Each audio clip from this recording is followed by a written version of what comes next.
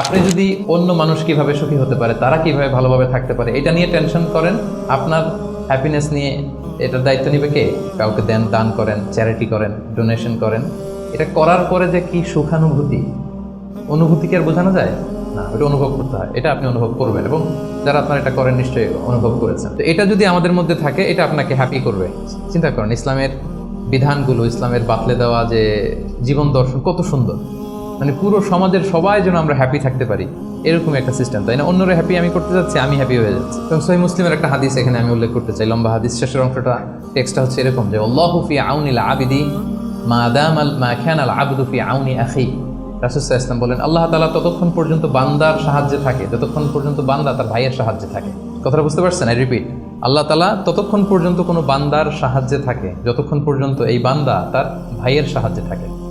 তা আপনি আল্লাহর সাহায্য পাইতে হলে এটার কন্ডিশন কি বলেন তো দেখি? আপনার ভাইকে হেল্প করা, তাকে হেল্প করেন, তার একটু উপকার করেন, আল্লাহ তাআলার পক্ষ থেকে নুসরাত, সাহায্য এটা নেমে আসবে। সুবহানাল্লাহ। তার মানে অন্যের প্রতি ভালো যেটা করেন, এই ভালোটা আপনার দিকে ফিরে আসে। অন্যের প্রতি শুভকামনা এটা রিটার্ন হয়ে আপনার দিকেই ফিরে আসবে। So try to make others happy, অন্যকে সুখী করার চেষ্টা করা, এটা আপনাকে সুখী করবে।